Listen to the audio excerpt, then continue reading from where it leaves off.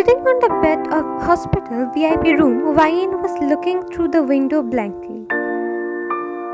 By the corner of her eyes, she could see her husband Xavier standing at the doorway with the doctor. They were talking about her current condition. She sighed heavily and closed her eyes. Her body ached due to the slightest movement she made, even due to her breathing. It wasn't much later she opened her eyes and found herself in the hospital bed. Nurse had also informed her that it's been 3 days since she was brought to hospital and was unconscious. 3 days. It's been 3 days since that dreadful night. She closed her eyes tightly and the night's painful memories were creeping back to her mind.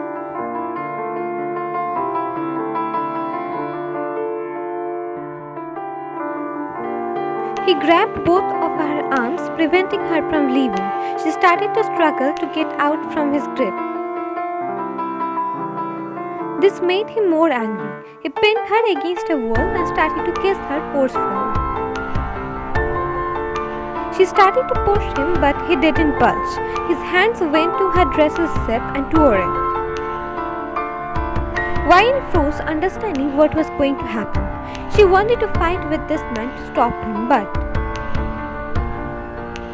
how can a non-trained person, more precisely a woman, fight with a well-trained mafia man?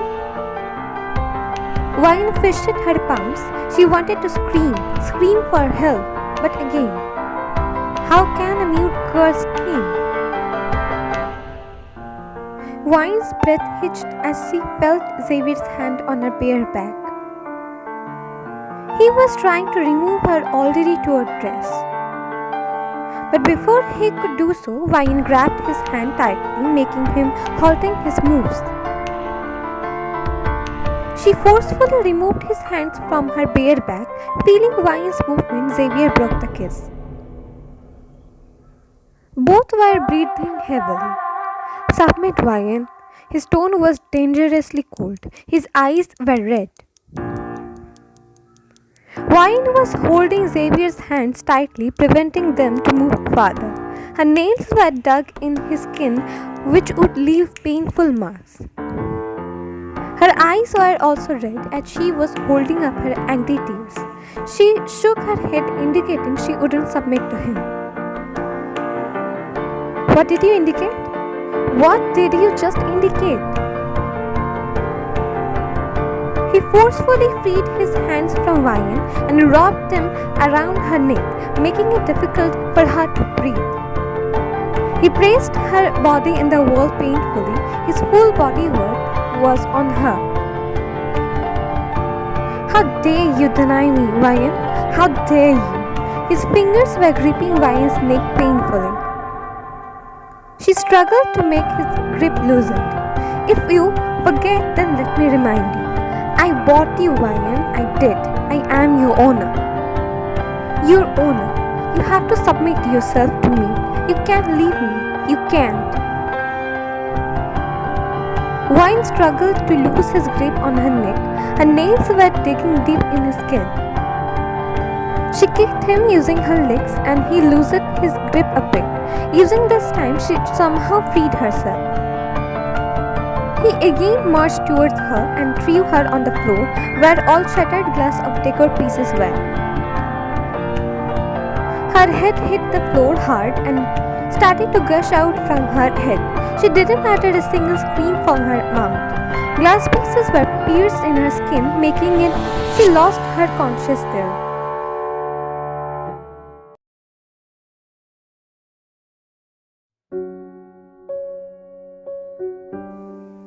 Wayne's reverie broke when she sensed someone pulling the bedside stool more closer to the bed, but she didn't bother to turn around. "Ciela." Hearing the voice from so close to her, Wayne stiffened. Why wouldn't she? After all, the owner of the voice was responsible for the dreadful night, her husband Xavier. "Ciela." His voice was so soft, tender, as if he was afraid the density of his voice would break her. The doctor said you have to stay here for another 2 days.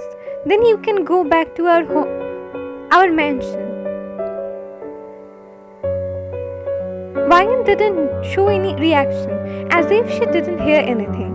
But his little shuddering wasn't gone unnoticed by her. Xavier sighed heavily, seeing her. He parted his lips to say something, but nothing came first. After gathering himself, he said,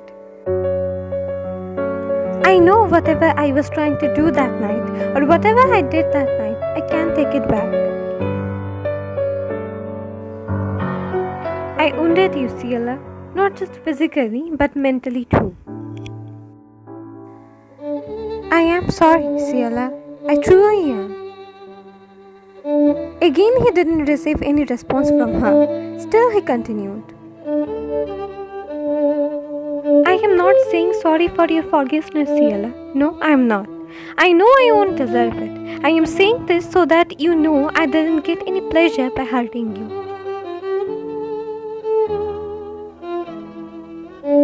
I never imagined of hurting you, Ciela.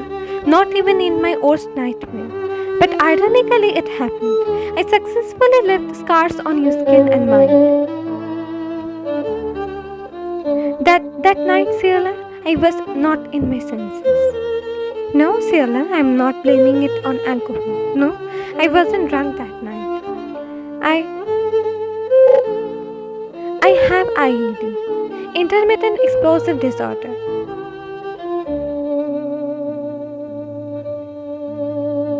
This revelation made Wayan turn her head towards him, body ache due to this movement. Intermittent explosive disorder is a mental health condition marked by frequent impulsive anger outbursts or aggressions. The episodes are out of proportion to this situation that triggered them and caused significant distress. That day, first I found out you were not on your periods, but still you told me the otherwise. Then the man who battered me told me something. Then I couldn't find out you at our room at night. I thought you were leaving me, and then I just couldn't control myself anymore. Everything that happened that day was a trigger for me, and I lost it. I just saw red that time. Everything became blurred. I just needed to be in control that time. I wasn't seeing who was in front of me. I just needed to be in control somehow. I am sorry, Ciela. I never told anyone about it. Not even Luca knows about it. I will take therapy, Ciela, even if it needs for me to go to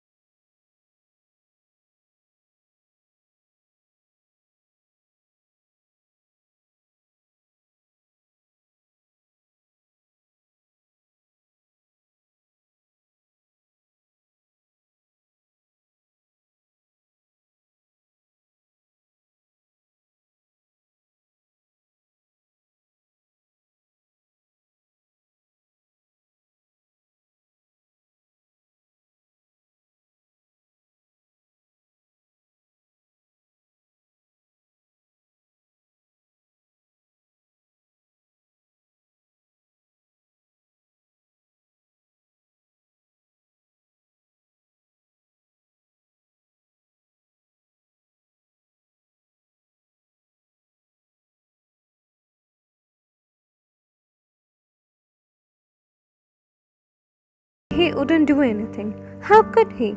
After all, his work doesn't demand it. His work demands to shut down his empathy. He gracefully did that, but now it started to suffocate him. These 3 days, Xavier was vulnerable, distracted. This was a great opportunity, but he should have utilized it wisely. But instead of doing so, he himself was distracted like Xavier. Like Xavier, he was also waiting outside Ryan's room every day.